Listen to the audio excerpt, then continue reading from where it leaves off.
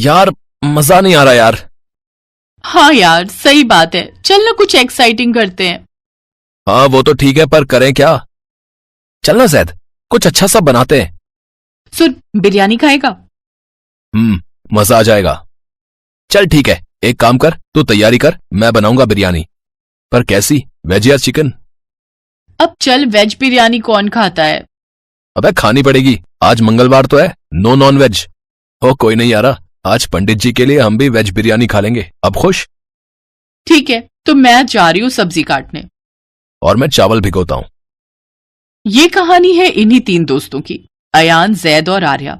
तीनों एक ही कॉलेज में पढ़ते थे और कुकिंग का कोर्स कर रहे थे। तीनों को खाना बनाने और खाने का बहुत शौक था और यही आदत उन तीनों को साथ ले आई थी। बीतते वक्त के साथ तीनों की दोस्ती और गहरी होती जा रही थी। फिर एक दिन, बड़ी ठंड है यार, बोल कॉफी पिएगा मेरे घर पर? मेरी माँ बहुत अच्छी कॉफी बनाती है। ओए मम्मी के बच्चे, कॉफी तो हम यहाँ भी पी सकते हैं। हाँ पर वो माँ के हाथ वाला स्वाद कहाँ से लाओगे बेटा? और दूसरी बात, यहाँ बल्लू भाई की दुकान पर कॉफी पी भी लोगे, लेकिन ताश कहाँ खेलोगे? हाँ यार ये सही कहा, चल एक काम करते हैं, तेरे ही घर चलते हैं। अयान और आर्या जैद के घर पहुंचे, जहां जैद की मम्मी ने तीनों के लिए कॉफी बनाई। कॉफी वाकई बहुत अच्छी बनी थी, लेकिन अब तीनों बोर हो रहे थे। यार मैं ना बहुत ही जल्दी बोर हो जाता हूँ, तो तू ही बता कि अब क्या करें? सुनो, मेरे पास एक आइडिया है, बोलूं क्या? और नहीं नहीं, पहले हमें इनविटेशन कार्ड छपवाने दे, फिर जब वो मिल जाए तब तू बोल लेना, ओके? अबे यार सही बोला, एकदम सही। अरे वो मेरी माँ, बोल ना। चुप करो दोनों और ध्यान से सुनो। आज 23 दिसंबर है, यानी कि नया साल बस आने ही वाला है, तो लेट्स सेलिब्रेट ना यार। इस बार कहीं बाहर चलते हैं, क्या बोलते हो? नहीं यार, घूमना वूमना रहने दे, एक काम करते हैं, उस दिन यही कुछ बनाते हैं बढ़िया सा। और 31 तारीख को तो मंगलवार भी नहीं है, चिकन की ऐसी की तैसी कर देंगे हम तीनों। और नहीं यार, यही कुछ बढ़िया सा बनाते हैं ना। नहीं यार, घूमने चलते हैं ना। ओए तुम दोनों चुप हो जाओ यार, मेरे पास एक आइडिया है। एक काम करते हैं, हम ना कहीं हिमाचल टाइप जगह पर चलते हैं, पहाड़ियों के बीच। यस, तू मेरा पक्का दोस्त है यार। ओए पहले पूरी बात सुन ले, वहां पर कैंपिंग करेंगे और वहीं जाकर बनाएंगे अपनी स्पेशल बिरयानी। क्या बोलता है? यार क्या सॉलिड आइडिया दिया तूने बे, आई लव यू भाई। तो चलो फिर अब तैयारी में लग जाओ। आर्या तू कैंपिंग का सामान इकट्ठा कर, और अयान तू बिरयानी का सामान तैयार कर ले। और मैं पापा से बोलकर उनकी कार देने के लिए रिक्वेस्ट करता हूँ।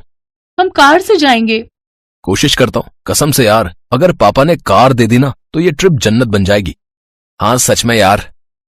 जैद ने अपने पापा को मना लिया और फिर तीनों दोस्त 31 दिसंबर को सुबह सुबह हिमाचल के लिए निकल पड़े। कार की डिग्गी में कैंपिंग और बिरयानी बनाने का सारा सामान था। तीनों गाते गुनगुनाते चले जा रहे थे। कई घंटों के सफर के बाद वो तीनों बस हिमाचल पहुंचने ही वाले थे। शाम होने को थी और तभी एक छोटे से कस्बे में पहुंचकर आर्या ने कहा, सुन न जैद, थोड़ा रुक जा, चाय पी लेते हैं यार। हाँ यार ठीक है, मैं भी ड्राइव करके ना थक गया हूँ यार, ब्रेक चाहिए। तीनों ने वहीं रुककर चाय पी, लेकिन जैसे ही उन्होंने कार वापस स्टार्ट करने की कोशिश की तो कार स्टार्ट ही नहीं हुई। अबे ये क्या हो गया बे? ओह शिट यार, भाई लगता है पेट्रोल खत्म हो गया है। पर तूने तो टैंक फुल कराया था ना? हाँ तो हम कितनी दूर भी तो चले आए हैं, और ऊपर से तू ही बोल रही थी कि हीटर ऑन रख, तो उसमें ज्यादा पेट्रोल लगता है, समझी?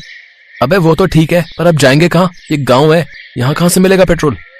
रुक कुछ करता हूँ।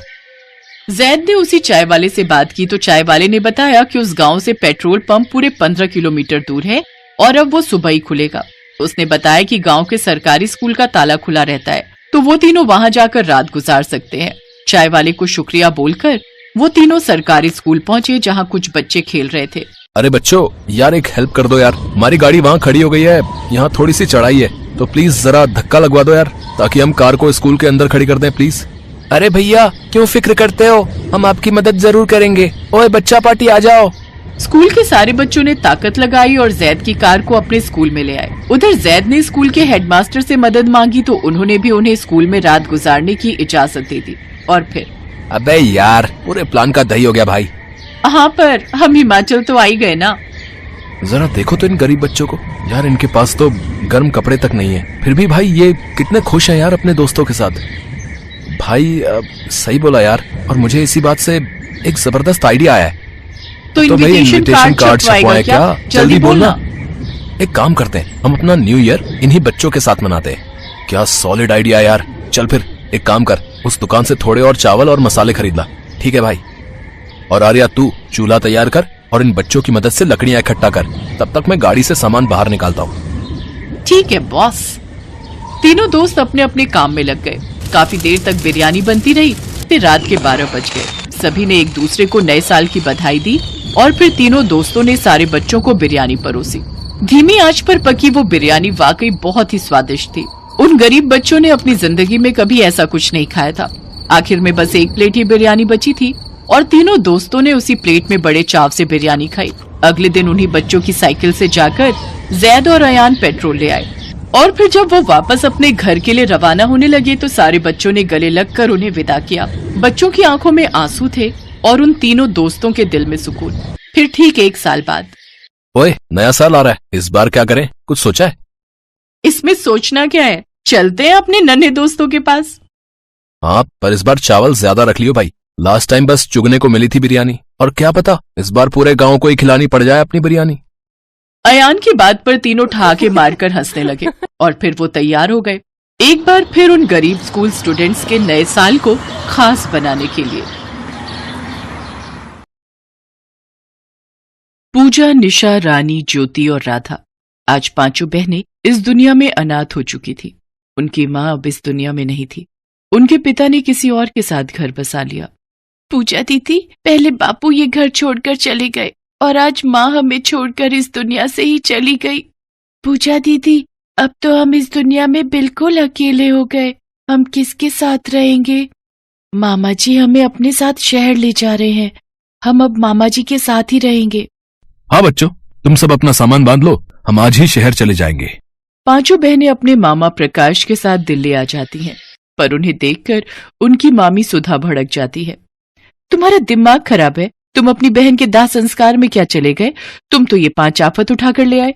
सुधा, मेरे अलावा इनका इस दुनिया में और कोई नहीं है, इसलिए मुझे मजबूरी में इन्हें यहाँ लाना पड़ा। अब कुछ भी है, इन्हें यहाँ रखो, बाकी बाद में सोचेंगे।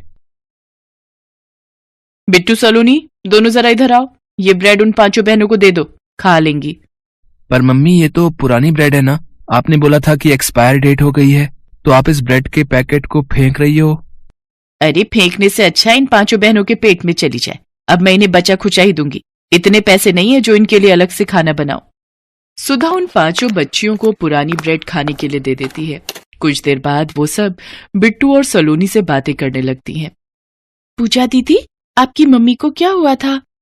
ठंड और बीमारी की वजह से मम्मी की तबीयत बहुत खराब हो गई थी। हमारे पास इतने पैसे नहीं थे कि मम्मी की दवाई ला सके, इसलिए। ए लड़कियों, ये रोना धोना यहाँ बंद करो। ये हमारा घर है। मेरे बच्चों के सामने अगर गरीबी और भुखमरी की बातें की तो मुझसे बुरा कोई नहीं होगा। और हाँ, 5 लड़कियां यहाँ खाली बैठाने के लिए नहीं लाई गई हो। मेरे घर कोई काम वाली नहीं है जो घर का काम करेगी। चुपचाप खड़ी हो जाओ और जिस जिसको जो काम दूंगी वो समय पर निपटा लेना। ठीक है मामी जी, हम 5 काम कर लेंगे। आप बता दीजिए क्या करना है। घर की साफ सफाई, रसोई के बर्तन, तीनों समय का खाना बनाना, कपड़े धोना, बाजार से सारा सामान लाना, ये सारे काम अब से तुम लोग करोगी। छोटी छोटी बच्चियां घर के सारे काम करने लगती हैं। कपड़े धोते हुए रानी और ज्योति के स्वेटर गीले हो जाते हैं और उन्हें ठंड लगने लगती है। मामी जी, कपड़े धोते हुए हमारे स्वेटर गीले हो गए। आपके पास अगर कोई और स्वेटर हो तो हम वो पहन लेंगे। बहुत ठंड लग रही है। क्या कहा? कोई और स्वेटर? अरे, मेरे पास कोई दान पेटी थोड़ी है जो मैं निकाल निकाल कर तुम्हें नए स्वेटर देती रहूं। अभी थोड़ी देर पहले तेरी बहन राधा ने बर्तन मांजते हुए स्वेटर गीला कर दिया। मैंने उसे भी मना कर दिया है। मेरे पास बार बार मत आओ। अगर स्वेटर गीला हो गया है तो उसे धूप में सुखाकर फिर से पहन लो। हमारे घर में इतने स्वेटर नहीं है जो तुम्हें दे दें। मम्मी, मेरी तो पूरी अलमारी स्वेटर से भरी हुई है। आप उसी में से कोई दे दो ना। इन लोगों को कितनी ठंड लग रही है। तूने ज्यादा चप्पड़ चप्पड़ की ना तो इस बार नए साल पर तुझे उपहार में एक भी स्वेटर नहीं खरीद कर दूंगी। सिर्फ बिट्टू को खरीद कर दूंगी। मम्मी, नए साल पर मुझे एक नई साइकिल भी खरीदनी है। मेरी पुरानी साइकिल बहुत खराब हो रही है मम्मी, प्लीज। ठीक है, मैं तेरे पापा को बोल दूंगी, वो तुझे नई साइकिल दिलवा देंगे। सुधा, तुम तो ऐसे डिमांड कर रही हो जैसे मैं बहुत कमाई कर रहा हूँ। अभी कुछ महीने पहले ही सलोनी ने नया वीडियो गेम खरीदा था, अब ये साइकिल पर आ गया। अरे तो क्या हुआ जी, हम भी तो अपने बच्चों के लिए ही मेहनत कर रहे हैं ताकि हमारे बच्चे ऐशो आराम की जिंदगी जी सके। मैंने जो कह दिया सो कह दिया। अब बिट्टू को नई साइकिल दिलवा ही देना।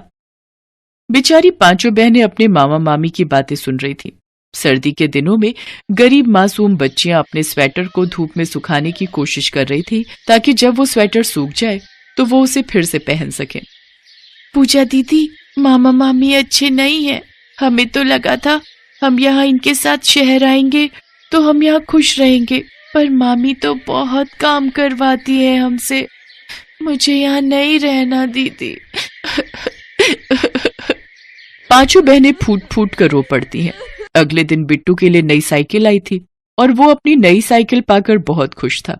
बिट्टू अपनी नई साइकिल चला रहा था, तभी सामने से पूजा और निशा बाजार से कुछ सामान लेकर आ रही थी। बिट्टू साइकिल चलाते हुए निशा से टकरा जाता है और साइकिल से गिर जाता है। मम्मी, पापा, अरे मेरे बच्चे, तू गिर कैसे गया? तेरे तो घुटने में से खून आ रहा है। मम्मी, वो साइकिल चलाते हुए ध्यान नहीं रहा, निशा सामने से आ रही थी तो टकरा गया। अरे तू नहीं जानता, ये पांचों बहनें बहुत चालाक हैं। ये निशा जानबूझकर तेरे सामने आई ताकि तू गिर जाए। इन्होंने कभी इतनी बढ़िया साइकिल चलाई नहीं ना, तो तेरे से चिढ़ रही हैं। क्या इसे दिखा नहीं कि तू सामने से साइकिल पर आ रहा है? साइड हट जाती। नहीं मामी, ऐसा कुछ नहीं है। वो तो बिट्टू तेजी से साइकिल लेकर आया, मैं तो हट ही रही थी। मुझे कुछ नहीं सुनना। सुनो जी, मैं नहीं चाहती कि हमारा नया साल खराब हो। आप इन पांचों बहनों को अभी के अभी अनाथ आश्रम में छोड़कर आओ।